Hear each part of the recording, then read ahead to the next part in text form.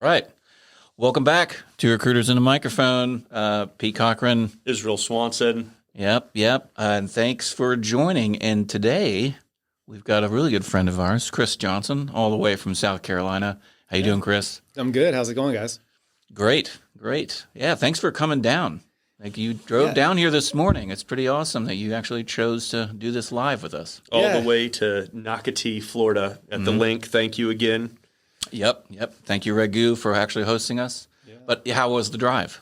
Yeah, it wasn't bad. I still keep messing it up and saying I'm going up to Florida. So I have to remember I'm driving down to Florida now. You said that a few times via text yesterday, and I was like, I don't want to correct him. It's down to Florida, but okay. Yeah. Well, it's been so much. I mean, I was here for 25 years in Florida. So generally you're going up to everywhere. Yeah. So to now actually be north of some place that matters to me is kind of a weird phenomenon. But yeah, I appreciate the invite. You know, I really never turn away a chance to come back. You know, we moved to South Carolina in February, and I've only been back 2 times. The first time was about 2 weeks ago for about 24 hours. So it was a nice opportunity to come back and kind of come back to the old stomping grounds. Yeah. All right. Well, that's a good little segue. So tell us a little bit about where were you born? Yeah. So you want to go way back? Way go back. Yeah. Start from the beginning, and then trying to tell us how you got off the rails into the game of HR and talent acquisition software. Okay. All the things. So everybody has that weird story. No one went to school to be in what we do. That's the thing. It's like, yeah. And so that's kind of, it's like, I always wanted to be in HR software. Said no one. No one. Right. So that's kind of, you're giving us that roadmap to that place. And then once you're in that place, you're going to continue on that journey to South Carolina. Got it. Well, I have said this out loud a couple times. That, I'm just a beach kid with a title, right? Because I grew up surfing, fishing, kind of like doing the salt life thing. Was from Virginia. Dad remarried, moved to Pennsylvania. So people listening will say, well, you don't sound like you're from Virginia. You sound like you're from PA. So if there's anybody out there, and you're not wrong. So I went to high school in Pennsylvania, Lancaster County, so Amish country. You don't sound Amish. Yeah, and I don't act Amish either. But I do know how to properly pass a horse and buggy. Okay. Want a double yellow line. It's okay. You can do it. Every time I'm in PA, my wife hits me in the arm. She's like, you can't do that. I'm like, no, you actually can. Do you know how to churn butter? No. Nope. Just flew by that one. Yeah. I don't milk a cow, can't churn butter. I'm not a farmer, but Lancaster County was definitely a really cool spot to grow up in. Super easy going. As farm country gets. Played football, kind of did all the things you do in a small town, which was a lot of fun. Went to school. So a lot of people, I think more and more people know this about me now. The older I get and the more I tell the story, but I actually have an art degree. So I didn't go to business school. I don't have like the customary psychology degree or the things you do for communications. Communications. Yeah. I was really big into fine arts. So I wanted to buy and sell antiquities. So I had a pretty awesome scholarship to University of the Arts in Philadelphia. So I went there as a freshman, was doing some really awesome things. Like we were doing like crazy high fire porcelain work, like really advanced things. I really enjoyed it.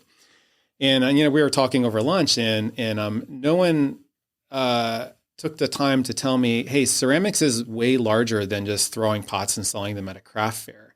There's fiber optics. There's, by the way, ceramics on the space shuttle. There's all sorts of insulation and glass. And there's interesting things you can do with that degree.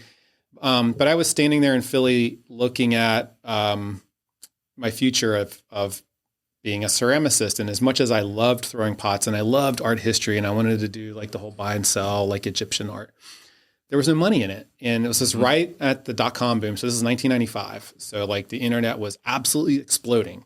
And I was looking at these guys that were on like the other floor. Fine art was like on the 3rd floor on Broad Street. And I don't know if I got the floors right, but the graphic guys were on the 2nd floor.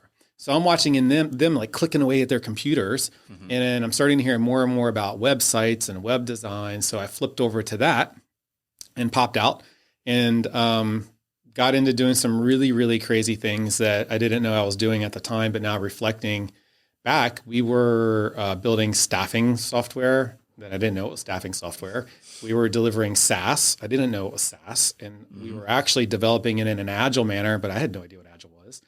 And, but it really set the tone for the rest of my career to say, yeah, I guess, I stopped writing the code very rapidly because the shop I was working for, it was a little ad agency in Baltimore back then. I think I was employee number 5, and now they're just crushing it, Planet Advertising. But I was part of the group that said, hey, we want to stop applying for credit cards on paper. And can you write web pages so that people can apply for like the Dental Association credit card for City Financial? So I very rapidly became the guy sitting in the room talking about how we could do that versus the guy clicky-clacking coding it and then managing the team that actually coded it. So that was like my skip from like fine art and design into the software and the business side of the house. And that just kind of led to just a crazy, crazy career. I had a lot of fun doing that. I was at that shop. I think when I left, that shop was like 55 people or so. I'm still friends with Matt and Ed, the owners. This late 90s? This is like early 2000, like really early 2000s, like 2001, 2 or so. Really cut my teeth, had a lot of just amazing opportunities there, like working with people I worked with Cal Ripken and like the Ripken Foundation, Aberdeen Ironbirds, like just like awesome things that you shouldn't have access to. And as like a 22-year-old kid, just like, that's awesome. Managing a 45-year-old developer from Bosnia, like I don't know. How did I get to here? Yeah, and getting him to do daily stand-ups in broken English, it was wild, but it really set the groundwork. Pottery, that's how he got there. Pottery. Yeah. Modeling clay. So we'll fast forward to the fun part of how I got into Jacksonville. That was a great opportunity. Left there. One of my customers hired me. Timing was right for me to flip over. He wanted to be the next Ben and Jerry, so I did some cool stuff with him. And I just had like a life event, wanted to move to Jacksonville. My mom was here. She lived off Julington Creek, and landed in the Modus database of candidates. I remember that. Yeah. It's crazy how you and I have not met until this year is crazy to me. It's insane. It is absolutely insane. Absolutely. And I was in their database and I just wanted to get to Jacksonville in the worst way. And I can't remember the exact dance steps, but I somehow ended up in the Recruitmax office in Jack's Beach. It was in the back of Modus, I'm sure, but it was like a connection to a connection to a connection. Yep. Interviewed with the Recruitmax team and said, man, I was still in Baltimore, so I flew down to do that interview. Okay. How big was Recruitmax then? Like this was the Eric Fleming, Darren Bounds, all those guys were there at the time? Or? Yeah. Darren wasn't there. So I was there before Darren, Darren Bounds. But this was at the beach, right next to Trevini. And I remember Angel had 25 developers in his office. So, this was like they were maxing out that space.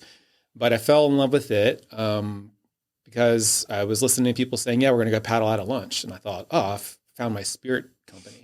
Yeah. This is amazing. This is where I want to be. Yeah. So flew home. The company was growing at the time. So, and moving out to Deerwood, and that just slows down any recruitment cycle. And I just made a really big, bold move, and I got tired of sitting. I was sitting in the DC Beltway because I was doing some consulting, stock IT stuff in medical, like implementing the little computers the doctor sat at. So I was kind of running around all over Baltimore, DC, and making sure those things ran right and all that kind of stuff. The traffic was horrible. I was looking at the monuments and said, what am I doing with my life? I still have a 2.5, 3-hour drive home. I lived in Baltimore County. It was like 7:00 at night. It was raining and cold in the Northeast. And I was like, I'm done. This is crap. I'm out. Yeah. I'm actually going to turn the car and one of the monuments, all the way one of the founding fathers came to life, and it was like, get out. Head south. It was one of those moments you can only do when you are young in your career, and took a big, bold move. So moved here. Called up Mom and said, Mom, I'm coming down. That's exactly how it went. I said, hey, cool. Can I move back home? And that's amazing. She said, yeah, no problem. And she lived here in Jax. She had moved, to a different part of town, but had the room, had a pool, and was closer to the beach, and had a little creek in the backyard. So it was a perfect opportunity. But what it did is it allowed me to bring back Recruitmax and say, guys, like I'm here. There's no relocation. Like I'm in town and I can I'm in start. the parking lot right now. All but yeah. I think I see you. I think the HR guy's name was Chad. I called him like, no excuses now. And it worked out. It took a month or two. I'm about to key your car, Angel. That was pre-Aston. Yeah. And it just kind of worked out. And that was that like jump into HR tech. And again, I didn't know that I was doing this in Baltimore, but one of the SaaS apps, we didn't know that's what it was, but one of the things we wrote, one of the customers did contract pharmaceuticals, and they said, yeah, we're using MES 90, like some accounting software or whatever. And what they did was, it was pharmaceuticals, but each of the chemists that were in there were all contractors. So they needed a better way to understand like, well, how much time did Pete use on coming up with this trial drug, right? And attaching everything to like your time, and you may be working for Pfizer stuff for 2 hours in the morning and some other, brand, for Merck after lunch or whatever. Yeah. And the off the shelf stuff wasn't working, but when I reflect back to the scope in that, it was 100% staffing software. Yeah, you were doing beeline time tracking. Yeah, like absolutely. Way back in the day before time and expense even existed. Yeah, and then of course the customer said, "Well, I don't want to install it in the computer." We're like, "Oh, we'll put it on our web servers." Hello, SaaS. Yeah, right. We didn't know that. It was really fun to be part of that whole like Recruitmax, Vurv evolution, going from custom code. I was part of the crew that went from custom code to SaaS and like all that went with that. We called it standard. Yeah. Recruitmax was born out of MPS Group, right? With Correct. Dolores Kessler, like she was one of the first investors. Yeah. Mm-hmm. And again, that was ahead of its time. Like Recruitmax becoming Vurv, became Taleo, became Oracle. Like the story is just insane.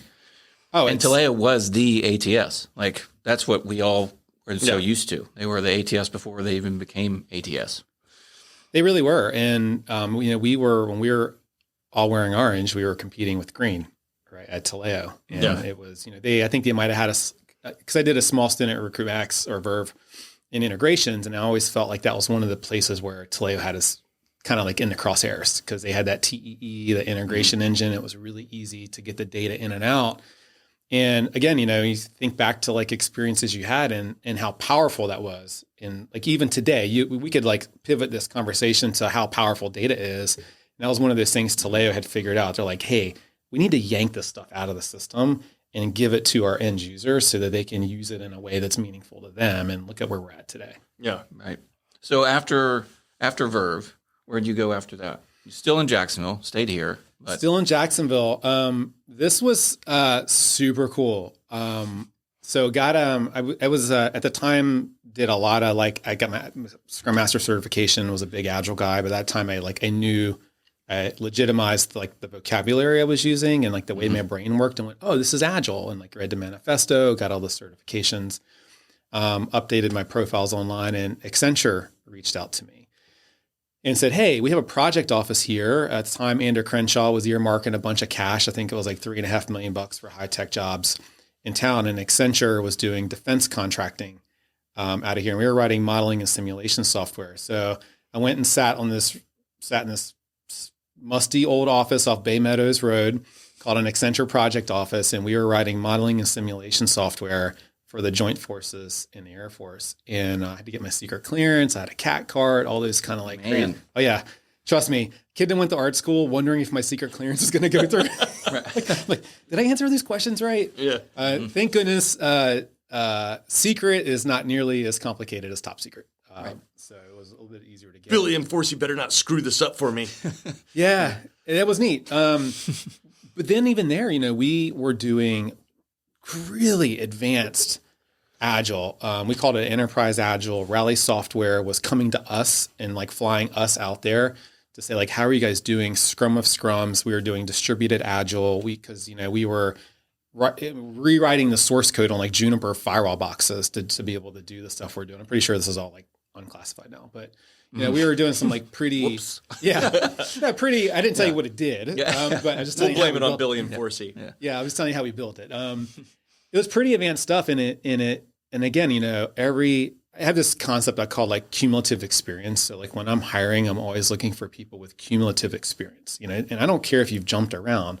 It's just, I want to see some sort of pattern recognition to what you've done. And I look at that and go, whoa, that taught me this like next level of like distributed development and like pulling people together and then like having 5 wild animals and then bringing them all together at the right time for a sprint release. And that was that time, that initial mission at Accenture was super cool. And then that really unwound that money dried up, it's defense contracting. But then Accenture said, hey, we have this RPO practice. And they've looked at my profile and said, oh, you have HR tech experience. You're like kind of rare. So I'm going to pull you back over and have you run all of our RPO tech portfolio inside of Accenture. So that, again, cumulative experience, popped over there and started working with massive HR outsourcing contracts. Like Unilever was one of them. And I didn't realize how big it was at the time, but it was like $1 billion a year. I mean, it just was like it's massive, 120 countries trying to figure out. Wow. It was on Vurv, right? We had Taleo and Vurv in the house, depending on the account. But how do you deliver recruitment process outsourcing to 120 different countries? Was bananas. And like now my part in that was the technology side. So I had a peer that delivered like the people process sides, like the recruiting. Right. But I worked with that person super close. And then my job was to figure out how do I do everything from password resets in 120 different countries or for all of these big brands. That was just one of them. To how do we partner with those 2 software shops and say, okay, what's coming in these next releases? How do I almost reproductize that into like an Accenture release? So I had to take what was coming out of Taleo and Vurv and then, eventually just Taleo, and package that up and say, cool, now I need to roll this out into my release and get that in the hands of my customers in a very systematic way because they're paying me to manage that stuff as a BPO. Wow. And that was still here. You were still in Jacksonville? Sitting in Jacksonville doing it. Not in that old Bay Meadows office. They probably moved. No, thank goodness. When I moved to RPO, when I moved over to the HR side of the house, I was fully remote, which was, amazing because I'm pretty sure there was mold in that office. Oh, yeah, sure. Government contracts. Yeah. Right. Yeah. So from there, did you go to Adecco after that? Or did you have a stint somewhere else? No, had a really good stint at Accenture. It was a lot of fun. I think a lot of those processes that I put in place were there for years because the girl that took my spots, we're just still doing the same stuff you did with like prepaid hours and configuration. Basically, like I kind of stood up like retainer-based BPO. So for like those customers, like, hey, you have hours, you use them or lose them. You can, roll them forward, not roll them forward. So it was a lot of fun. And then, but to be fair, the remote thing got old, and I was like, I kind of want to tuck a shirt in again. Yeah, and that's when I went. I want to wear pants. That got old really fast too. I'm not gonna lie, but that was Adecco, and Adecco I think had just moved to Jacksonville from Long Island. Yeah, yep, I remember so they had the office over here and South Bank, right? Wasn't it? Was it the? No, we were Deerwood. Oh, okay. Yeah. Oh, that's right. You guys were in Deerwood. All right. Yep, Yep. So we were in Deerwood, and Adecco reached out to me, and I accepted the offer and didn't really understand the job. My boss was French, the nicest guy in the world, Alexandre, and I was like, yeah, sounds great. I'll take it. I did a long interview process over there with some like pretty cool guys, Eric Alfaro, Klaus Geiser, from Pontoon. So like kind of like all the who's who in Adecco leadership. And that was a really fun role. The initial role that I had there was working with, they had this role called a country BP. And the country BP, for all intents and purposes, was an internal account manager for the country. So like Adecco North America, they had a country BP that was responsible for kind of reporting back to Zurich and making sure, hey, is the U.S. getting what they need out of the like global machine from like an IT spend standpoint? Well, my countries were all of the global brands. So it was Pontoon, Beeline, Lee Hecht Harrison, Ignite at the time. Obviously, Ignite. The Ignite days. Yeah. Super small. Ignite with us. Yeah. Super small. I didn't do much for them because they weren't really, doing much from an IT standpoint. But I interviewed with them. They weren't making much revenue. Yeah. The office was cool. The office was beautiful. Was really cool. Yes, it was a beautiful office. They were the only ones allowed to have Macs. So there's that. I remember those. Yeah. And that was, I think I made Delta Diamond within 6 months on that role, going back and forth to Europe. Sometimes twice a month.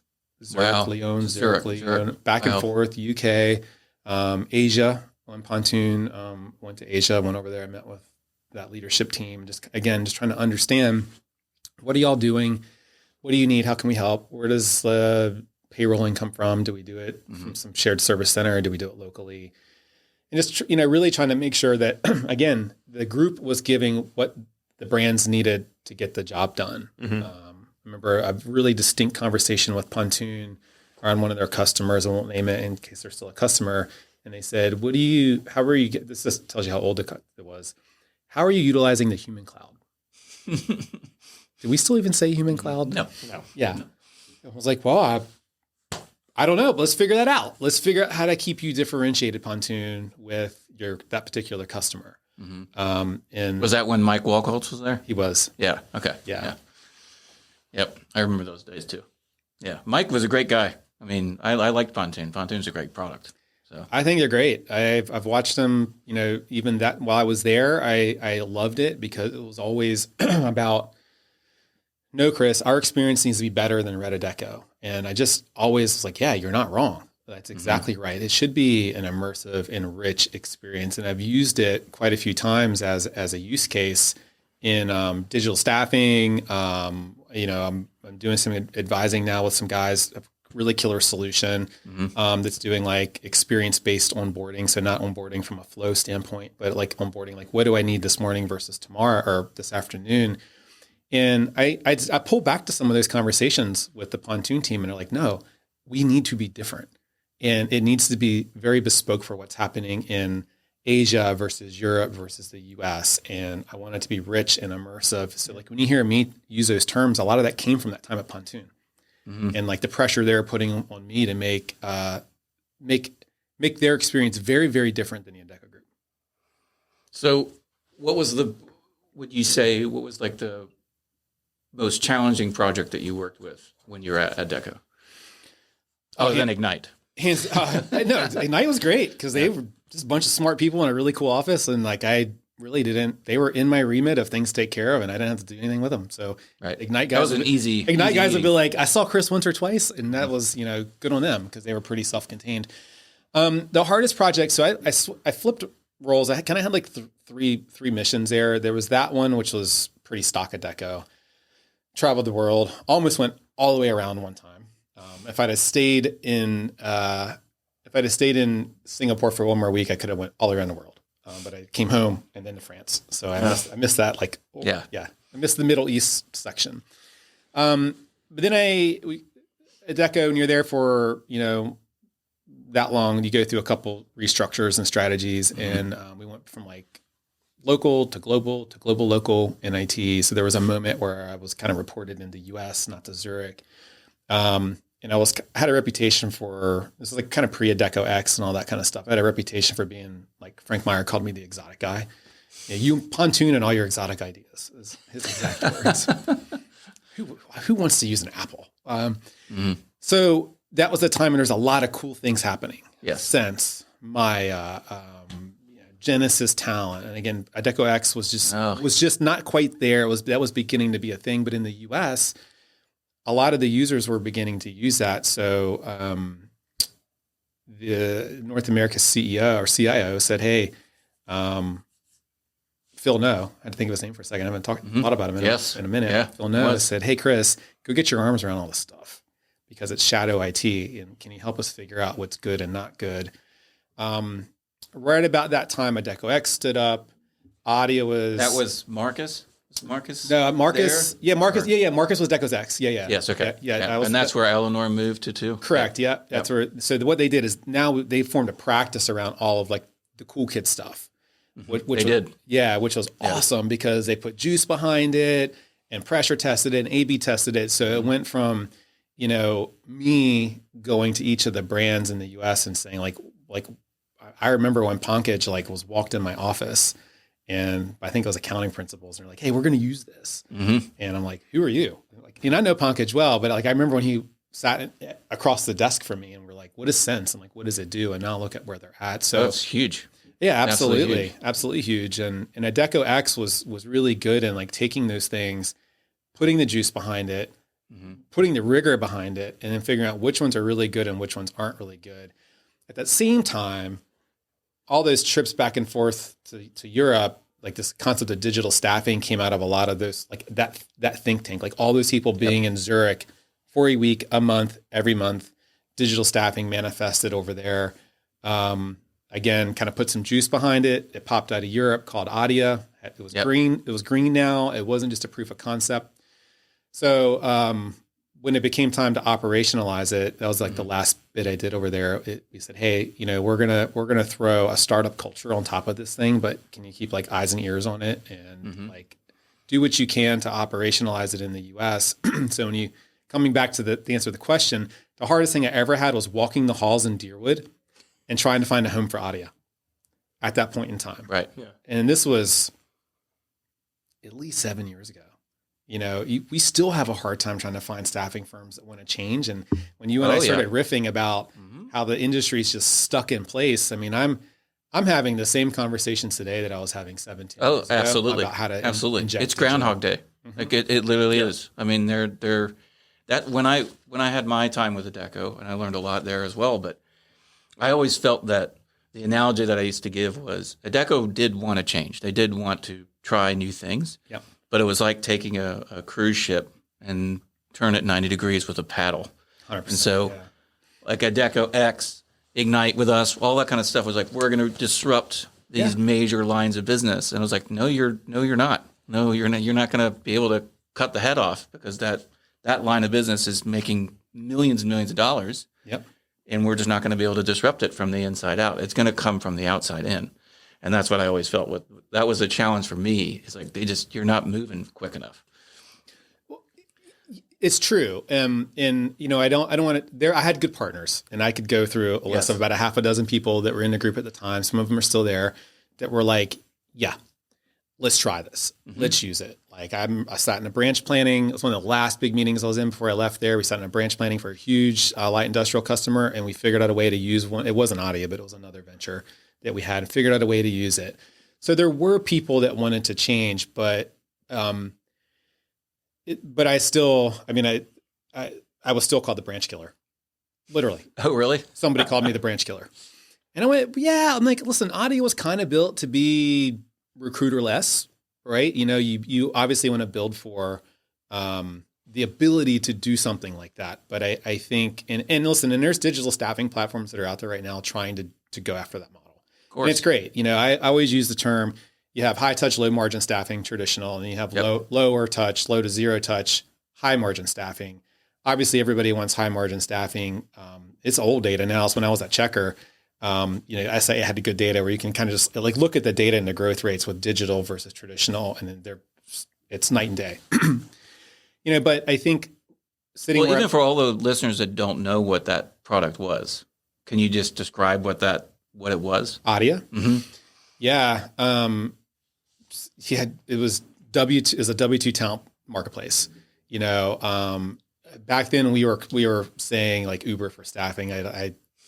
You'll never hear me say that outside of explaining it in old terms because, nowadays when I think about digital staffing, it's not the Uber of anymore. It's more like the Amazon of, right? Because it has to have so much data and so much intelligence. But at the time, that's how we explained it. And it really was more, hey, to find work, you don't have to go into the branch. And to get work, you don't have to call the recruiter or call the branch manager or call your account manager. You can just pop on the app, put the demand in. It's two-sided marketplace. There's balance or supply, demand. So part of the beauty that we were trying to solve was like, what does that look like?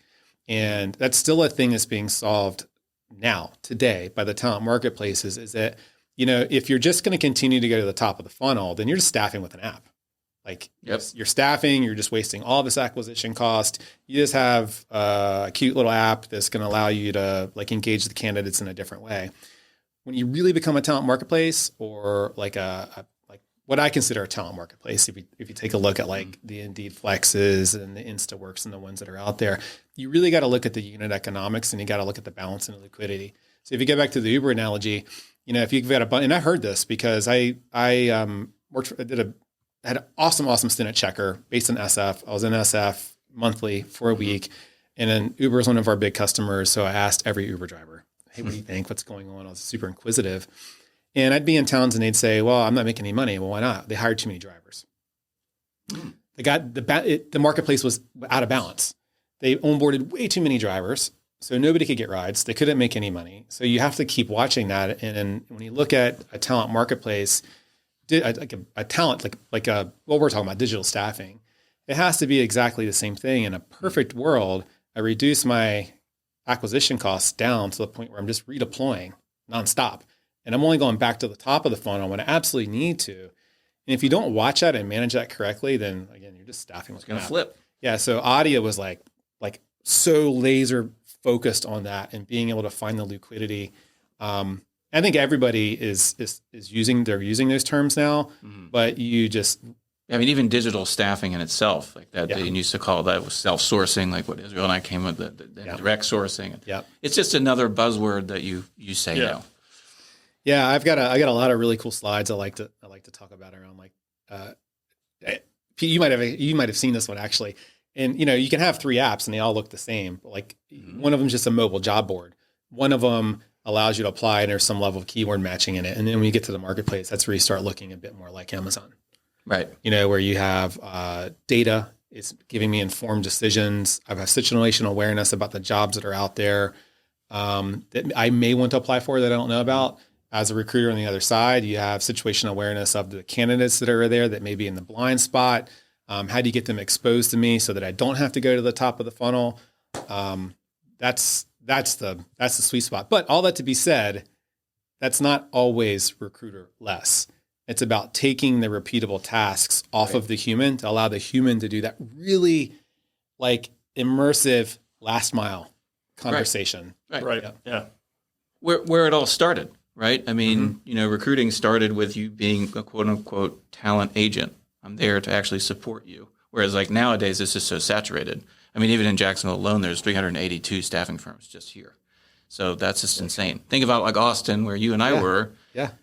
I would probably venture there's 1,000, just mom and pop staffing firms in Austin, Texas, that are all doing the same thing. That's what makes me laugh. They're all selling the same thing. They're doing the same thing. They're not any unique.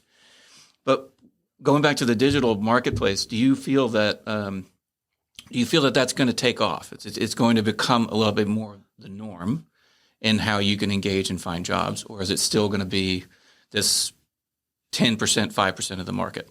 No, I've bet my career on it. I mean, I have. Right. I'm probably coming up on a decade of talking about digital staffing, and there wasn't many. I vividly remember doing an SIA webinar and getting a call from them immediately afterwards and said, "You need to stop talking about digital staffing so much. You're scaring our members." Now Barry is on the main stage talking about it. Right. It's I was about to say they talk about it every single article now. Absolutely. Yeah. And it's great. And listen, there were a handful of us. When I say us, I mean, not Chris as an individual, but just firms and people that were thinking about things.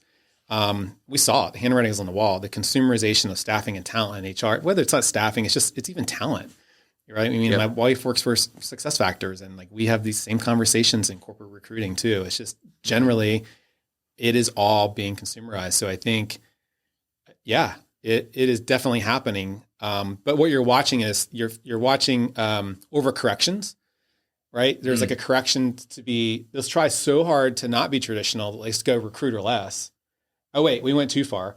So let's add the people back in. Oh, wait, now we're just staffing with an app. So what you're watching is a car on a snowy street, and and the wheels just going from left to right, left to right. You're building the plane while you're flying it. So and I also think a big part of that is if you really want to see generational gaps, look at a staffing firm in regards to within 10 to 5, however many years it is between the old guard, the new guard, and the junior recruiter that just started, in the different ways in which all of those people do the exact same job.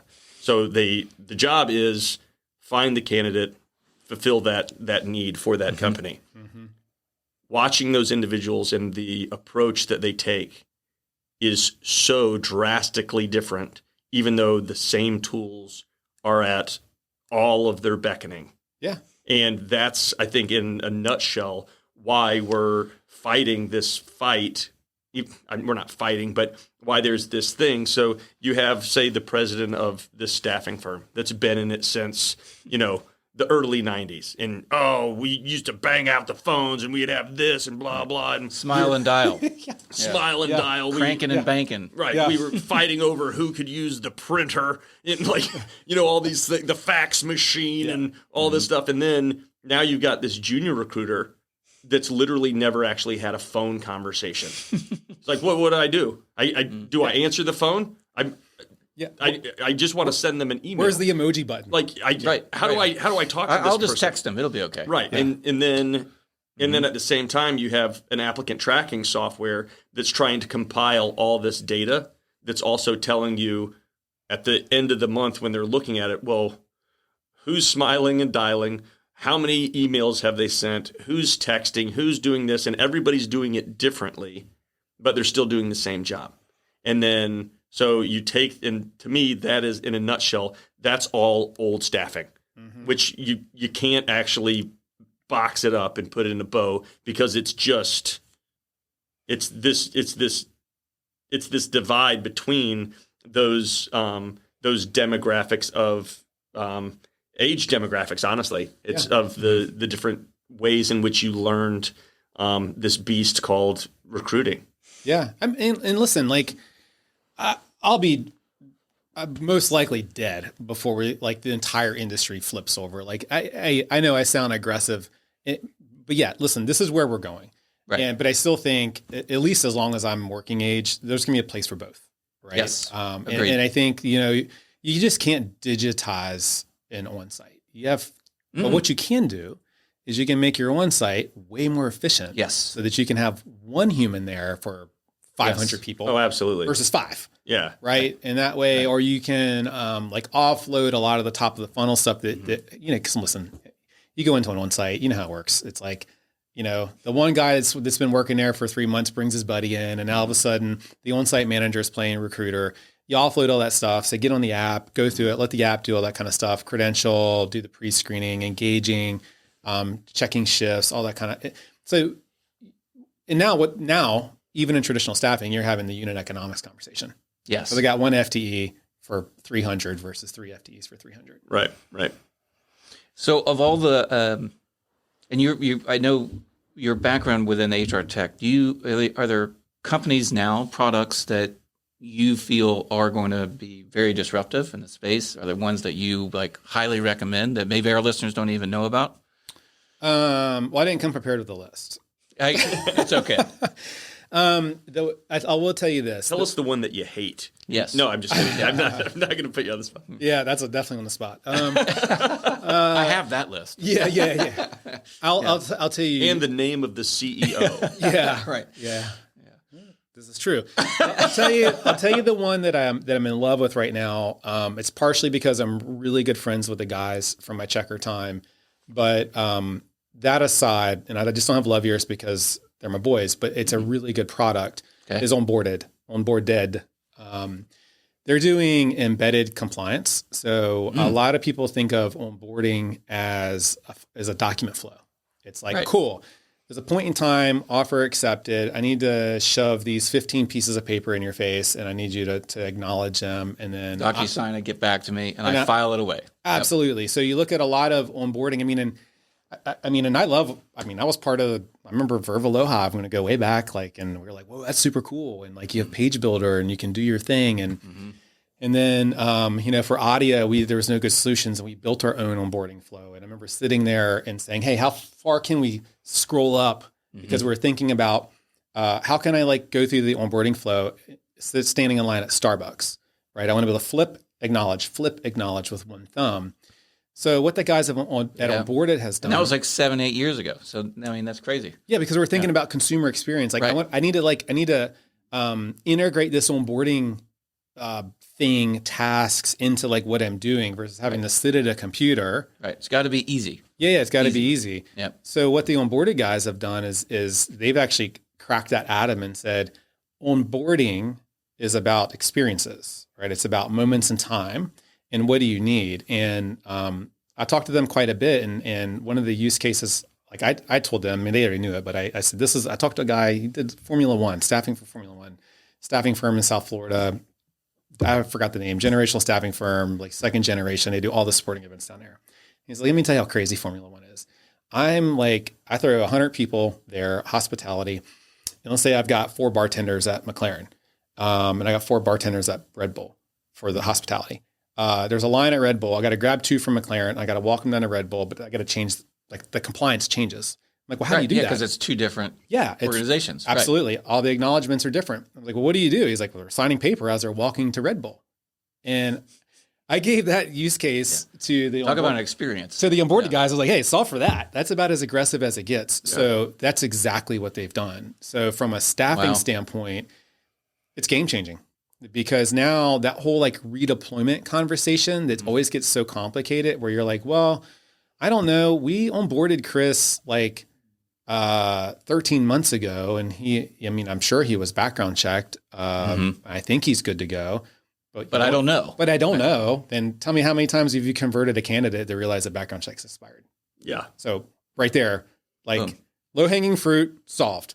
Where it gets super interesting is because they're cataloging everything that you need to have happen. So back to the use case of you're going to deploy me to a customer, let's say this morning, but I want to do a different one this afternoon or this week and next week. I want to pick up another shift at another company. Credentialing changes or things change. It could even be the background check has to be deeper or different or adjudicated differently. Yeah. So what they're now doing is building the infrastructure to be able to house all that stuff. So it's like the mind map for staffing. Wow. So what it now does is it unlocks the redeployment that classically was like tribal knowledge in the recruiter's brain or sticky notes or the things that you just didn't do and just operated uncompliantly. So yeah, it's even though the name is onboarded, it's really embedded compliance. And it's storing all that information every single time. So it's just real. Yep. And mapping it all together. Yep, absolutely. Yeah, that is really cool. How long have they been around? A couple of years. They're are they out of SF too, or are they? They're kind of all over. But I think maybe they're calling SF home. But like the team is everywhere from East Coast, Midwest, SF. And they're all, in the compliance piece of it too. So that's one of like the really big, like the flowy, like the formy piece of onboarding is, again, you're in the wrong business if you can't do that. They have that dead to rights, but it's the compliance engine that is so strong. And they have one of the best HR attorneys, like teams on staff. So like if something changes in New York or California or wherever. Which happens all the time. It's in there. So like what you get, the stock and trade is you get this really cool experience that you can now push into your ATS or your talent marketplace or whatever you have because it's all API led. But now this compliance engine sitting there as well. So the compliance is keeping you. Right. So it's doing real time. Yeah. So hey guys, do you want to stand up a staffing firm in San Francisco next week? Cool. Guess what? We can be compliant. So it begins to unlock new markets. So going back to the digital staffing concept. Now we can stand up a virtual staffing firm in any market we want to go into. Wow. That's legit. Yeah. That's where we're going. So you don't have to go buy a branch in real estate. You go in, throw some stuff up on TikTok, on Instagram, maybe a billboard or whatever, if you need to go old school. And now all of a sudden you're starting to generate a flywheel. Yeah. Yeah. No, I remember years and years and years ago, if you wanted to start your own staffing firm, you had to either go get a loan, refactor, all that kind of. It was almost so hard to do. Whereas now with My Base Pay and all these other products out there, it's stand it up. We can stand it up within an hour, and Israel and I have a staffing firm. It's insane. Absolutely. And I had a conversation last week with one of the S-Passes, staffing platform as a service, and. Didn't even know that was a term, but okay. It's a SIA-ism, but it's basically, it's like the work-ins, activate staffs. So like you can go in and white label the platform. So, you don't have to go build it. You can just buy theirs, pay the SaaS fees, pop your branding on it. And now you've got there you go. A marketplace.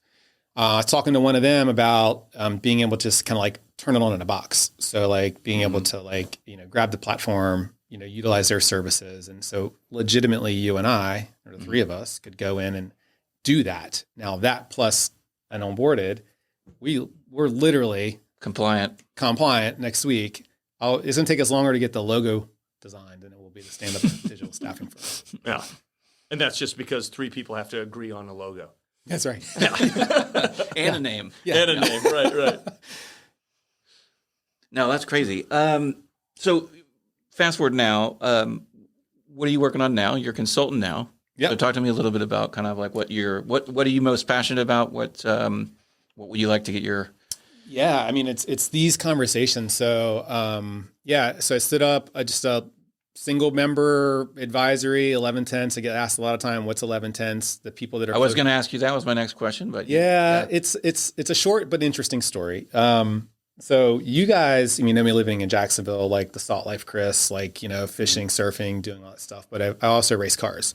That's right. I do remember that. Yeah. So, definitely a man of many passions, with the move to South Carolina. And I was even doing it here in town. I kind of like disconnected through COVID. The ocean got super full. The beach was full. I couldn't go. Yeah. I mean, I used to fish out of here and I'd go to the other side. So that would be like, the other side of the Gulf Stream. Figure I'd start fishing at 90 miles. Right. And it used to be great. I'd come home, tell that story. People would look at me like I went to Mars. Through COVID, on the other side of COVID, as Jacksonville got more popular, people moved in, more money came to Jacksonville. All of a sudden, Florida's absolutely exploded. Yeah, it was like boats. I mean, I'd be over there trying to marlin fish, and I'd have people just following me around, and it's like, it's not. I could do this at town center. Yeah. So I really disconnected from like the fishing and like the surfing culture, and got back into racing and built a really wild race car. And so you built it yourself? No. Yeah. I mean, yes, I can weld and do all the things, right. But no, I don't have the time or the skill set to do that. So I worked with a shop out of Orlando, but it was built for one purpose, to do Pikes Peak. So I wanted to take a really crazy car. It's Nissan Skyline, and I built it for Pikes Peak. And in racing, which I did do this past June, and I made it to the summit. We had a lot of technical issues, but I did make it up there. Even with I remember this. Even with running out of gas, I still made it to the summit. So there's a racing term, you like, I'm going to go 6/10. I'm going to go, which basically means I'm loafing around. I'm going to go 10/10. I'm going to race on the limit. 11/10 is like I'm over the limit. Mm-hmm. And Pete and I, we had a short time that we worked together, but there's one thing that I don't do and really well, and that's halfway. Right? If I'm going to do something, I'm going to do it 11/10. I'm going to do it 110% all the time. Volume 11, right? Yeah. Spinal Tap. Yeah, because it's just, we don't have enough time in the industry. It's moving too fast. And I don't have enough time in life. I'll be 49 this year. It's like, I don't have time to do things halfway. Yeah. So what I'm doing now is working with customers, whether it's a staffing firm, software shops, talent marketplaces. I'm working with a really interesting, like kind of stealth mode, Gen AI search match re-engagement tool coming out of Europe right now on some go-to-market stuff, and just working with them and saying, hey, here's all of my learnings. Let me take this moment in time to share all that with you in a fractional capacity. Which is completely valuable. I mean, 100%. You've done so many things in your career, being able to share that story, that people are going to want to hear that. And it's fun for me because I get to have like the really, really fun conversations with them, and it's okay for me to push back and say, well, that's not going to work. That doesn't make sense, or that's an amazing idea. You need to really celebrate that thing that you were, not talking about. These other things that you thought was cool, maybe aren't that cool. Right. Yeah. That's the beautiful thing about being a consultant, is you can have those kind of conversations, whereas you're full-time, you got to toe the line, and it's hard to do that. Right. So it is, especially for someone like me and for Israel, we joked about this at lunch. Yeah. I'm usually going to be the first person to tell you that's wrong, and then I'm shown the door. So, but it is what it is, Yeah. It's true. And it's true. And I mean, there's a piece of that when you're an advisor. It's not right. I know of a couple advisors that I'm quite jealous of, that I think the bad attitude is their like shtick, and they're like, they walk in the room and they're like, that's crap. You can't exactly do that. Right. No. Right. Yeah, absolutely not. Yeah. They can get away with that. Most people can't. But I think it's good you come in and say, well, in my experience, this is what I've seen work and not work. And by the way, that is extremely differentiated versus not, right? Mm-hmm. And like, these are the patterns, you didn't ask the question, but I'll legitimize this. Yeah. My superpower is pattern recognition. So like, I always like to say, like, I can run down the street and come back and like understand like what we're walking into very rapidly. And I think that's like the solution engineer in me. That's right. What's fun is now I get to do that. I get to rip down the street super fast and then come back and talk to people and say, hey, here's what I saw. Here's what I think is going to work for you guys. Let's document this all out. And then, usually it's right. Yeah, that's incredible. So 11 tenths now. So that's just you. Yep. And you're out there. Yep. Okay. Yep. And then, I want to go back to the car. Sorry. When did you start getting into that? How old were you when you decided I want to be a race car driver? Young. So my dad was a car guy. He's telling me these crazy stories in Newport News, Virginia. It's where I'm born, and semi-raised. Virginia Beach, that whole Hampton Roads area, it's all the same. It's all the same city. Hampton, Newport News, Smithfield, Virginia Beach. He'd tell me these crazy stories in like the 60s and 70s when he was growing up, and his 67 Mustang and the crazy stuff that they did. So I always grew up. I had crazy around it. Yeah. My dad's a huge car guy. So yeah. Yeah. I mean, I had a 440, I had a 70 Bronco. I'm going to make you sick. My first car was a 70 Bronco, which I had that. My second car was a 70 440 Cuda, which I still had that one. There was a couple other pretty cool ones in there too. Mm-hmm. And now you have the biggest truck I've ever seen. So this thing is huge. Well, I had a big boat for a while, like a big horse trailer. Yeah. Got to do what you got to do. Stuff. Is yours the huge Duramax out there? No, it's the 450. It's 450. Okay. Yeah. We had a big offshore boat here, so 36 foot. Oh wow. Oh yeah, I went through the scales coming through Isla Mirada at 26,000 pounds. So actually 26,000 to like 100. Don't hope the DOT's not listening. But she let me go. I doubt it. Yeah, she let me go.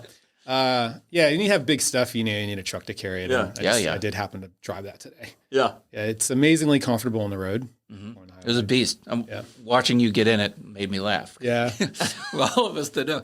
Chris, you were like hoisting yourself up in this massive truck. Well, yeah, my dad I raced growing up. I did dirt oval go-karts, like outlaw go-karts, like road racing go-karts, drag racing, street racing. Man, so this was really, it was a since thing. you were 16 years old. Yeah, when I moved to Florida, my mother-in-law actually, she came to my house and I had a little Impreza rally car. I had two Audi station wagons. One of those Audis making like 550 horsepower. Yeah. All lowered down, like crazy import car. Mm-hmm. I had a motorcycle in the garage. I had a bunch of stuff. My wife's mother, she said, you're going to have to get rid of all this if you want to marry my daughter. And I did. Really? So and I rebiased and said, okay, I'm just going to really focus on the surfing and fishing thing. Mm-hmm. Now that I live here versus Maryland, Baltimore, DC, there's no surfing and fishing. Nothing. Right. I was super into cars and track days and racing and stuff. So it was like a reflip, sold the fishing reels and the boat, and then bought a 91 Skyline and said, hey, let's take this thing to like 14,000 feet on Pikes Peak. Wow. And that was June. So that was the one that was when you and I were working together. Yep. I remember you doing that. Yeah, that's crazy. Yeah. That's cool. Is there any more races coming up for you, or bucket list items with the car? I wouldn't say bucket list. I mean, the bucket list would be getting back to Pikes Peak. We have the car's never quite worked right. I've got a 33-year-old body with a Porsche GT3 shoved in the middle. It's like all Motec, paddle shifted. Yeah. This shouldn't exist. Right. And it takes it's a Frankenstein. Yeah. Yeah. And it's all super advanced. And I'm working with, Motec tuner. So I went to Pikes Peak. The car wasn't acting right. I was very unhappy about going from sea level to Colorado Springs. Because I went from Jacksonville to Colorado Springs. And my tuner was in France at 24 Hours of Le Mans. So he's dialed into my car while he's over there. Oh my gosh. Working on 24-hour. Yeah. So but that's the level the car is. I have to work with those kinds of guys, which makes it really, really complicated because I don't have Le Mans money. Yeah. So I get the free time. And it just takes time to develop that. I've got a BMW transmission in it. So it really is a Frankenstein car. Mm-hmm. Yeah. Yeah. So the bucket list this year, I should be back in Austin in March for Super Lap Battle, but I don't see that happening. So now I'm just really kind of focused on get everything working in the car. I got to shave a little bit of weight for Pikes Peak and just focus on June. and try to make it up the mountain again. There it is. Yeah. Excellent. Well, I don't have any more questions. We covered a lot today. I don't. That whole car thing really got me. I was not expecting that because we didn't talk about that at all at lunch. Yeah. Or nothing. So yeah. That's usually when people are like, "You did what?" Yeah. Right. Yeah. Yeah. It's go check out YouTube. There's some stuff up there. I'll send it over to you. Yeah. Absolutely. Please do. Yeah. We'll share it with our listeners. Yeah. Cool. Yeah. Well, thanks again, Chris, for coming down. Yeah. Thanks for having me. Yeah. I can't wait to get this out to our audience. And thanks again to the link, everybody else, and thanks for all the listeners. And I guess we'll see you on the next cast. See you on the next cast.